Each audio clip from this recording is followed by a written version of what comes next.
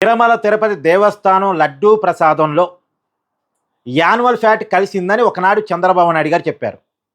2024 September 19వ తారీఖు TDP ఎమ్మెల్యేల సమావేశంలో చంద్రబాబు నాయుడు గారు చేసిన కామెంట్స్ ఇవి.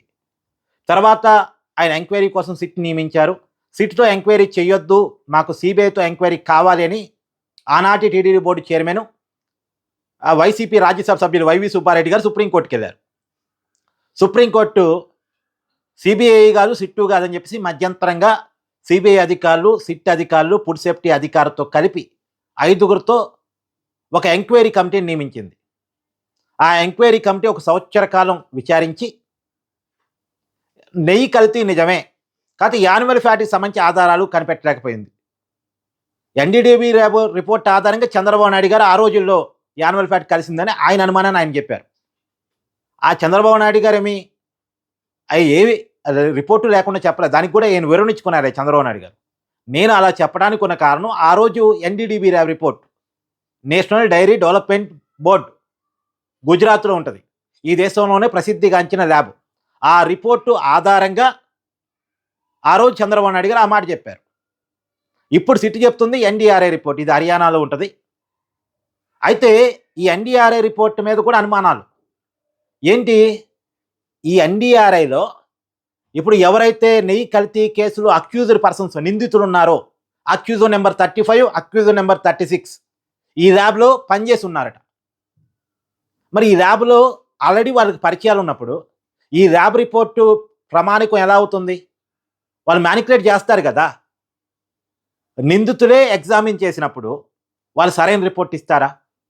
సరే, అప్పటికి సంతోషం, కెమికల్ కలిపి నెయ్యే అని నిర్ధారించారు, కల్తీ నెయ్యే నిర్ధారించారు, పాలు లేకుండా నెయ్యి తయారు చేశారన్న విషయాన్ని నిర్ధారించారు, అంతవరకు సంతోషం. అసలు కల్తీయే లేదని నిర్ధారించలేదు, కల్తీ జరిగింది అని చెప్పారు, పాలు లేకుండా నెయ్యి తయారు చేశారు అని చెప్పారు, పామాయిలు కెమికల్స్ కలిపి నెయ్యి తయారు చేసినట్టుంది అని చెప్పారు. అంతవరకు సిట్ రిపోర్ట్లో కూడా మనం చూడొచ్చు చాలా క్లియర్గా. ఇంకో మాట కూడా చెప్పారు, 10% కంటే యాన్యువల్ ఫ్యాట్ ఉంటే మేము కనిపెట్టలేము అని కూడా చెప్పారు. అని యాన్యువల్ ఫ్యాట్ లేదని చెప్పలే, 10% కంటే తక్కువ ఉంటే మేము కనిపెట్టలేమని చెప్పారు. అంతవరకు చెప్పారు. సరే, అంతవరకనే చెప్పారు, సంతోషం. కానీ అసలు అక్యూజ్డ్ పర్సన్స్కి సంబంధం ఉన్నటువంటి ల్యాబ్లో ఎలా టెస్ట్ చేయించారని సిట్ని అనుమానించారు.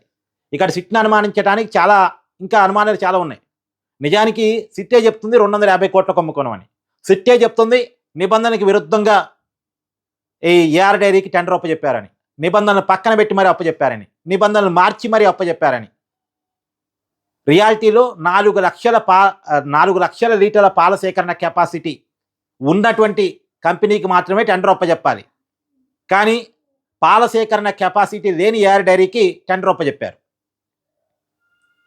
తర్వాత 250 కోట్ల టర్న్ ఓవర్ ఉన్న కంపెనీకే టెండర్ అప్పచెప్పాలి. కానీ నిబంధన మార్చేసి 150 కోట్లని మార్చి 150 కోట్ల టర్న్ ఓవర్ ఉన్నటువంటి కంపెనీకి టెండర్ అప్పచెప్పొచ్చు అని సరికొత్త నిబంధన చేసి ఏఆర్ డైరీకి అప్పచెప్పారు. నిజానికి తిరుమల తిరుపతి దేవస్థానం ముందున్న నిబంధన ప్రకారం ఏఆర్ డైరీకి టెండరు తీసుకునే కెపాసిటీ కూడా లేదు. కానీ నిబంధనలు మార్చి ఏఆర్ డైరీకి టెండర్ అప్పచెప్పారు. ఎవరు అప్పచెప్తారు? వైవి సుబ్బారెడ్డి గారు పిఓ అప్పచెప్తాడా? లేదు దేవస్థానం అధికారులు అప్పచెప్తారా? లేదు దేవస్థానం ఉద్యోగులు అప్పచెప్తారా? ఎవరు అప్పచెప్తారు? ఆనాటి చైర్మన్, ఆనాటి ప్రభుత్వం, ఆనాటి టీడీడీ పెద్దలు, ఈవో కావచ్చు, అదనపు ఈవో కావచ్చు, ఆనాటి టీడీడీ బోర్డు కావచ్చు, వీళ్ళు కదా నిర్ణయం తీసుకోగలిగే కెపాసిటీ ఉంది. కానీ వీళ్ళెవరూ నిందితుల లిస్టులో లేరు. ధర్మారెడ్డి గారు నిందితుల లిస్టులో లేరు, అనూప్ సింఘాల్ గారు నిందితుల లిస్టులో లేరు, తర్వాత వైవి సుబ్బారెడ్డి గారు నిందితుల లిస్టులో లేరు. అందుకని సిట్టి మీద చాలా రకాల అనుమానాలు ఉన్నాయి. అసలు నిందితులను వదిలేసి కొస నిందితులను పట్టుకున్నారా అని. సరే, ఇంతలో కూడా మనం హ్యాపీగా ఫీల్ కావాల్సింది ఏంటంటే కల్తీ జరిగిందన్న విషయాన్ని నిర్ధారించారు. అంటే సిట్టి మీద అనుమానాలు ఉన్నప్పటికీ ఉన్నంతలో మనం సంతోషాల పాయింట్ ఉంది, కల్తీని కనుక్కున్నా. అసలు కల్తీయే లేదని చెప్పలే, ఉన్న కల్తీని చూపించగలిగారు కొన్ని ఆధారాలతో, ల్యాబ్ రిపోర్ట్ తోటి. కాకపోతే ఈ సిటీ చెప్తుందే నిజమై ఉంటే మాత్రం మరి అసలు నిందితుల్ని పట్టుకోవాలి కదా, అసలు నిందితుల్ని అక్యూజ్డ్ పర్సన్స్గా పెట్టాలి కదా అని ఇక మనం మాట్లాడాలి. ఇక ఎవరైనా దీన్ని క్వశ్చన్ చేయాలి. సరే, ఇప్పుడు వైసీపీ ఏం చెప్తుంది? అప్పట్లో చంద్రబాబు నాయుడు గారు యానిమల్ ఫ్యాట్ అని ప్రచారం చేశారు కదా, యానిమల్ ఫ్యాట్ ఉన్నట్టుగా నిర్ధారణ రాలేదు కదా అని వైసీపీ చెప్తుంది. సరే వైసీపీ ఏదైనా చెప్పనండి, టీడీపీ ఏదైనా చెప్పనండి, మన క్వశ్చన్ ఏంది, యానిమల్ ఫ్యాట్ ఉందా లేదా పక్కన పెట్టేద్దాం. కానీ కెమికల్ నెయ్యిని వాడటం తప్పు కదా, మరి దీనికి సంబంధించి వైసీపీ ఏం చెప్తుంది, ఇది మనం క్వశ్చన్ చేయాల్సింది. సరే మొత్తానికి యానిమల్ ఫ్యాట్ మీద చంద్రబాబు నాయుడు గారు గతంలో చేసిన కామెంట్స్ మీద ఆయన కూడా ఇవాళ వివరణ ఇచ్చుకున్నారు. నేను అలా చేయటానికి ఉన్న కారణం, ఆ రోజు ఆ కామెంట్ చేయడానికి ఉన్న కారణం ఎన్డీడీబీ ల్యాబ్ రిపోర్టు. ఆ రిపోర్ట్ ఆధారంగానే నేను చేశాను. నేనే రిపోర్ట్ లేకుండా ఏదో నాకు అనిపించింది నేను కామెంట్ చేయలేదు. ఇలా వాళ్ళు సుప్రీంకోర్టుకి పోయి వేపించుకున్న కమిటీనే వాళ్ళు తప్పు చేసినట్టు నిర్ధారించింది. ఈవెన్ అక్యూజ్డ్ పర్సన్స్కి సంబంధం ఉన్నటువంటి ల్యాబ్ కూడా వాళ్ళు చేసిన తప్పుని చెప్పింది.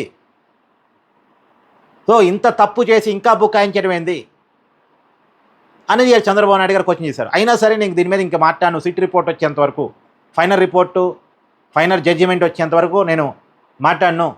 ఈ ప్రకృతి చూసుకుంటే దేవుడితో పెట్టుకున్న వాళ్ళు ఎవరు కూడా, అంటే దేవుడు వదిలిపెట్టడు, ప్రకృతి వదిలిపెట్టదు అని చంద్రబాబు నాయుడు గారు తన స్టేట్మెంట్ ఇచ్చుకునేటువంటి ప్రయత్నం చేశారు. సరే ఏది ఏమైనా చంద్రబాబు నాయుడు గారి స్టేట్మెంట్, వైసీపీ స్టేట్మెంట్, ఈ పొలిటికల్ స్టేట్మెంట్ మనం పక్కన పెట్టద్దాం. సగటు భక్తులుగా, సగటు హిందువులుగా కల్తీ జరిగిన మాట నిజమని సిట్టు చెప్తున్నప్పుడు, ఎంక్వైరీ సంస్థ చెప్తున్నప్పుడు, అలా తప్పు చేసిన వాళ్ళని కఠినంగా శిక్షించాలని, ఎవరిని వదలొద్దని మాత్రం మనం డిమాండ్ చేయాల్సినటువంటి అవసరం ఉందా లేదా? సో మీ కామెంట్ జడ్జ్ చేయండి. మొత్తంగా తిరుమల లడ్డు మీద జరిగిన ఎంక్వైరీ కావచ్చు, అసలు వివాదం కావచ్చు, మొత్తంగా మీరేమనుకుంటున్నారో కూడా కామెంట్ రూపంలో తెలియజేసేటువంటి ప్రయత్నం చేయండి. Thank you.